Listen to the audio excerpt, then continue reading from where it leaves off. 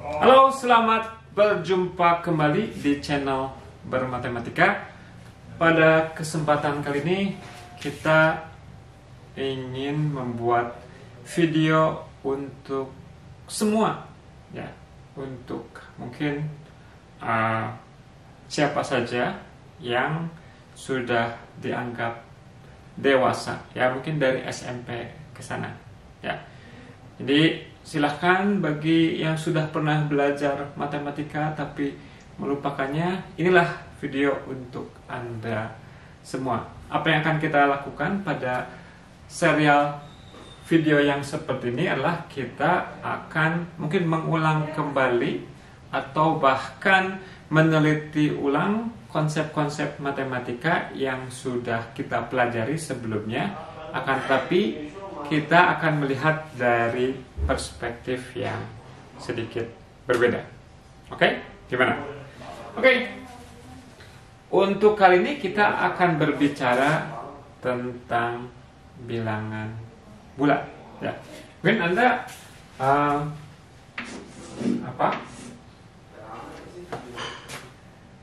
terbiasa mempergunakan hal yang seperti ini, ya. Anda bilang ini adalah bilangan, ya. Ini adalah angka 5, ya. Nah, tapi sebetulnya lebih tepatnya ini adalah simbol yang mewakili konsep 5, ya. Jadi dia adalah nama dari konsep 5. Si konsep 5 ini bisa dituliskan dalam berbagai bentuk. Salah satunya adalah ini. Atau misalkan ketika Anda menghitung banyaknya suara, ini katakanlah Anda di sekolah memilih KM, dihitung si A dapat berapa suara. Biasanya kalau udah dapat 5 kita terus seperti ini, ya. Ini juga merupakan perwakilan representasi dari konsep angka 5. Atau misalkan orang Romawi, ini adalah 5 juga, ya. Jadi sebetulnya ada konsep tentang kelimaan yang berada di balik bilangan ini. Nah, sekarang pada kesempatan kali ini kita akan membahas tentang simbol yang kita pergunakan untuk menuliskan bilangan sehari-hari. Kita menggunakan 10 macam simbol, ya. Ada simbol ini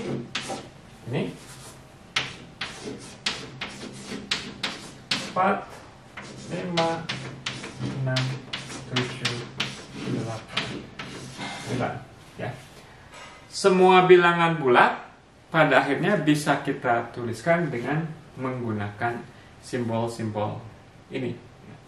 Jadi mungkin asal mulanya ketika konsep bilangan ini muncul, manusia mengenali bahwa ada kesamaan di antara 5 rambutan, 5 ekor kuda, 5 butir telur, ya. Ada konsep yang sama di antara ketiga hal tersebut, ya. Jadi untuk memudahkan, kita memunculkan konsep yang bisa mewakili apakah kita berbicara tentang rambutan, berbicara tentang banyaknya kerikil, berbicara tentang banyaknya ikan yang didapat.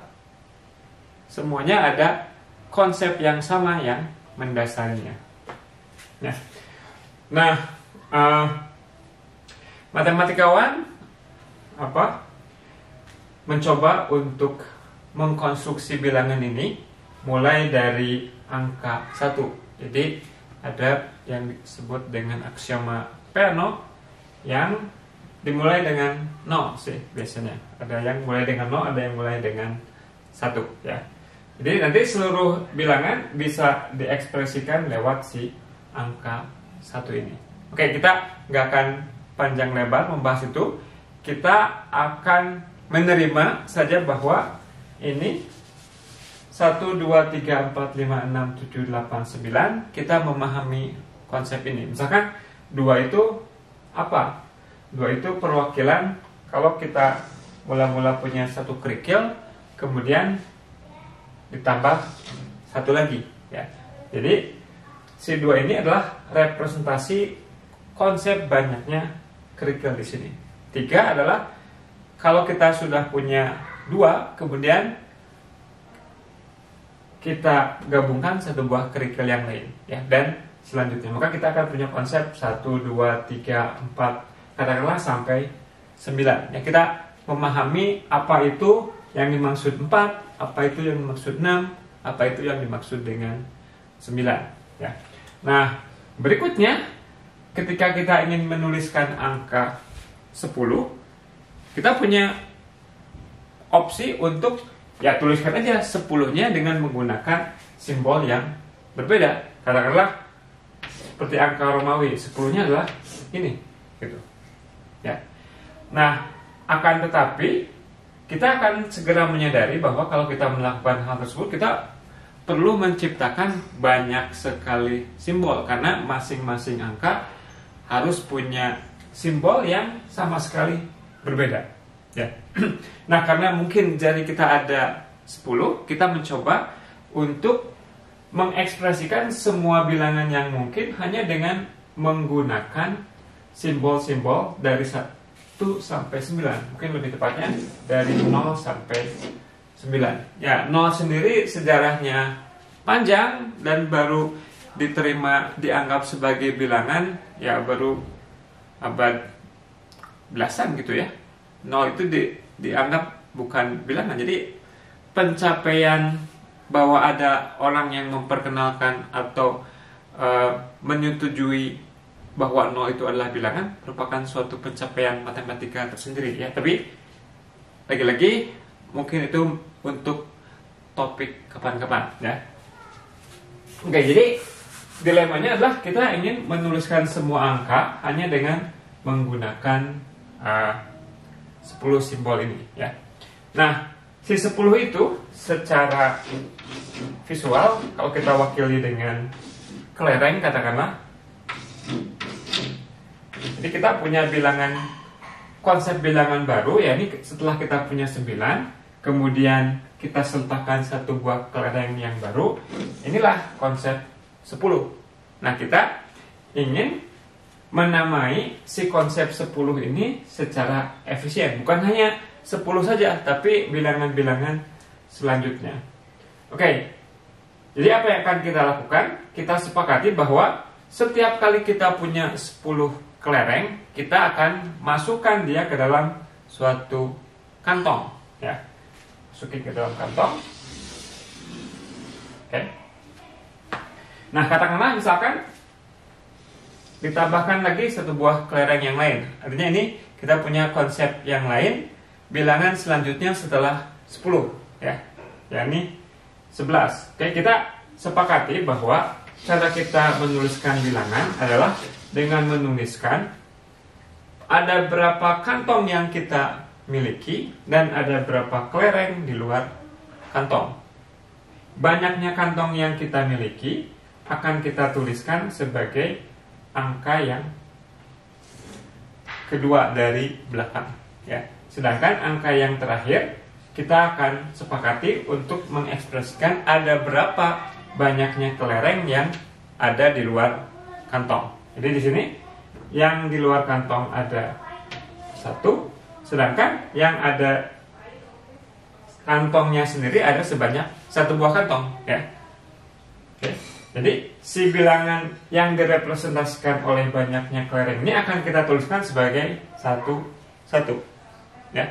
Maka dengan cara yang serupa, kalau kita punya 10 saja, karena nggak ada kelereng di luar kantong, berarti apa? 0 kelereng di luar kantong dan 1 buah kantong ya. Jadi misalkan selanjutnya kita memahami bahwa kalau kita punya bilangan seperti ini ya, ini tuh artinya apa? Oh, ini itu artinya bahwa kita punya 5 buah kantong dan ada 3 kelereng di luar kantong ya. Masing-masing di dalam kantong ini ada 10. Nah, si konsep bilangan yang mewakili banyaknya kelereng seperti ini kita tuliskan sebagai 53. Dibaca 53. Ya. Nah, kemudian kita akan segera menemui masalah ketika kita punya lebih dari 9 kantong. Ya, misalkan kita sudah punya 9 kantong nih. Ada 9 kantong.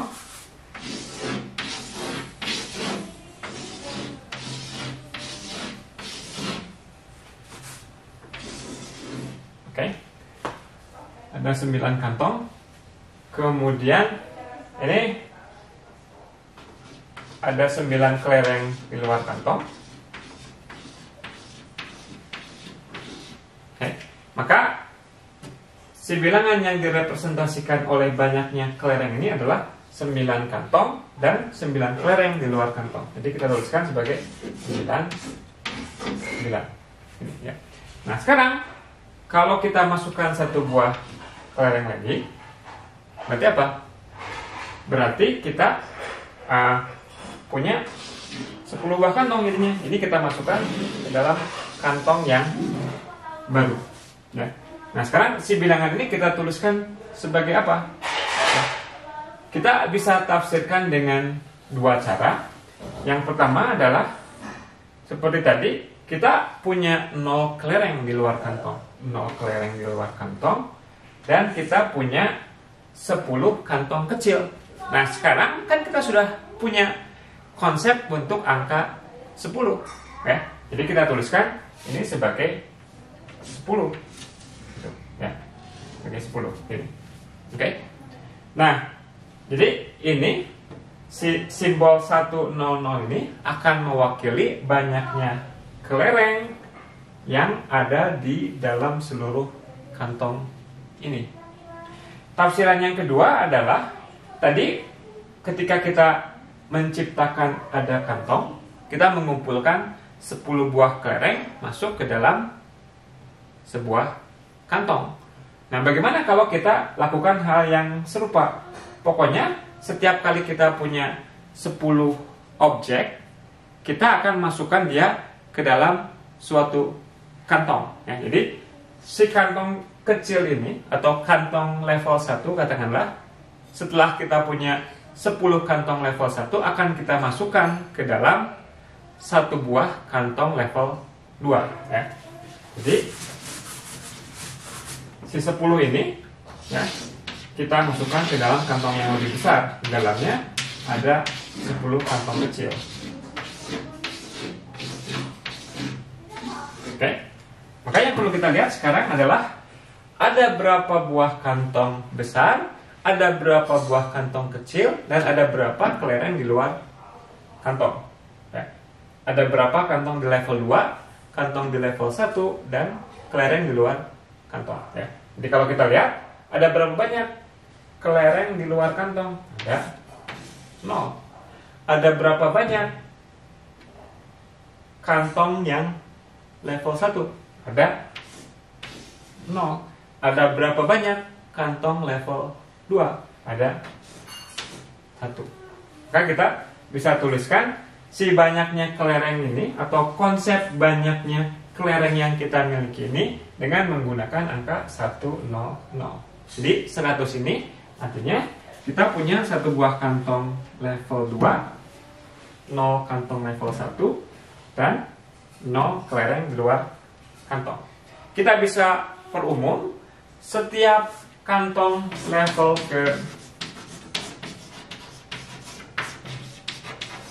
level selanjutnya, level ke N plus 1 ini terdiri dari 10 kantong level sebelumnya.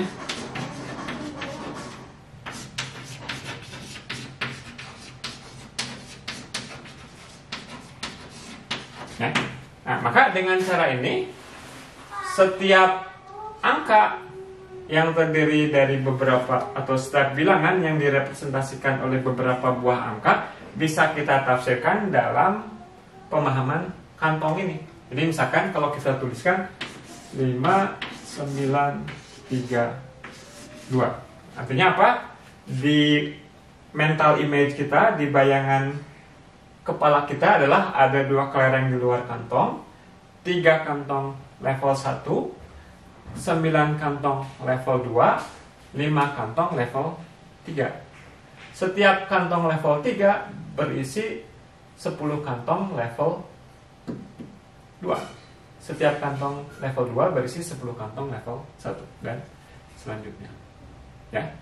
Jadi ya, ini mungkin kita sekarang tidak terlalu apresiatif tentang betapa powerfulnya cara kita menuliskan angka, dan ini juga sejarahnya panjang.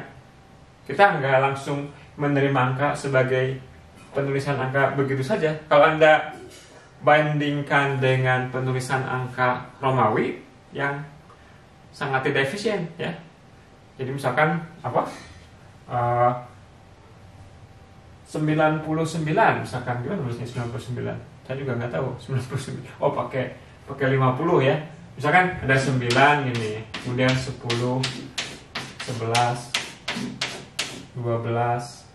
Nanti habis 14, 15, artinya ya apa?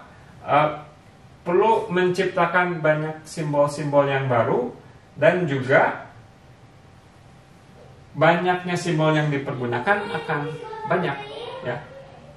Tidak seefisien menggunakan representasi desimal. Jadi penggunaan angka dari 0 sampai 9 untuk menuliskan angka disebut sebagai representasi desimal. Biasanya disebut sebagai bilangan Hindu Arabik, Arab Hindu numeral, ya. Oke? Gimana kira-kira? Nah, mungkin untuk membandingkan bahwa yang seperti ini itu bukan bilangan, tapi nama dari satu bilangan, Anda mungkin bertanya, ada nggak cara penamaan yang lain yang juga efisien? Ada, ya.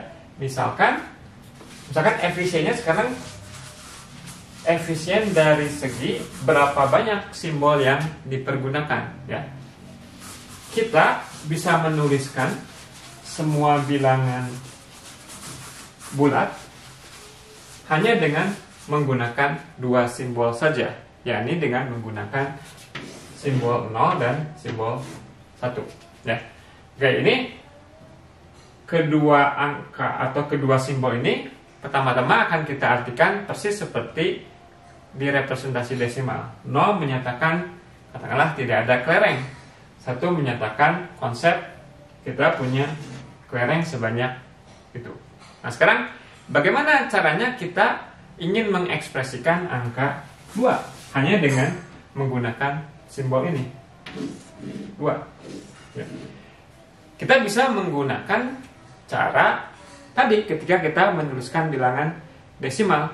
Untuk bilangan desimal kita hanya punya 10 simbol, sehingga ketika kita punya angka 2, maka kita harus mempergunakan simbol-simbol 0 sampai 9. Demikian juga di sini kita punya konsep, kita ingin menuliskan konsep 2 dengan menggunakan 0 dan 1, ya.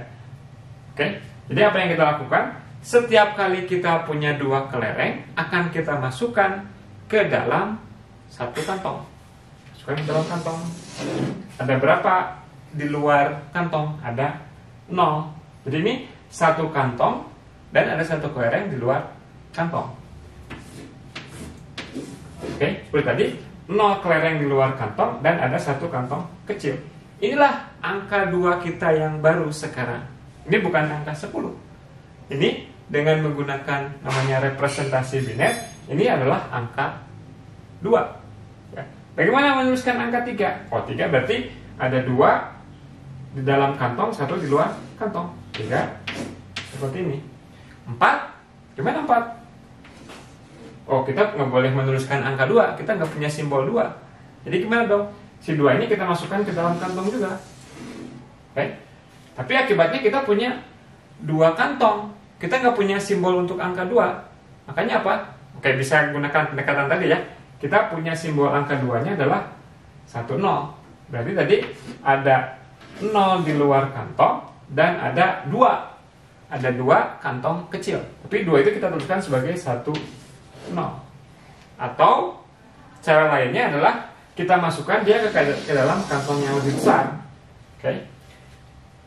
Kantong level 2 ada sebanyak 1, kantong level 1 ada 0, di luar kantong ada 0. Jadi kita tuliskan 1 kantong level 2, 0 kantong level 1, 0 di luar kantong 1, 0, 0. Inilah bilangan 4 kita. Ya, gimana? Interesting. Oke. Sekarang misalkan Anda mau menuliskan berapa? Jangan banyak-banyak ya. 11 misalkan 11 desimal ya. 11 dalam desimal.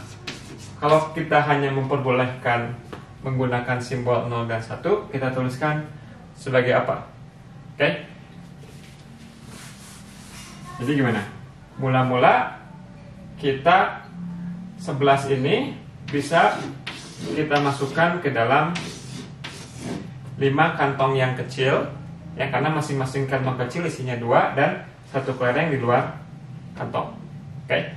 Kemudian si 5 ini setiap duanya akan kita masukkan ke dalam kantong yang besar. Oke. Jadi ada 2 kantong yang lebih besar, 1 buah di luar kantong, dan 1 kelereng ya. Nah, tapi sekarang ini kita punya 2 ya. 2 ini bisa kita masukkan ke dalam kantong yang lebih besar. Kantong yang lebih besar. Ini kantong level 3. Kelihatan nggak di bawah situ? Oke, kelihatan kayaknya.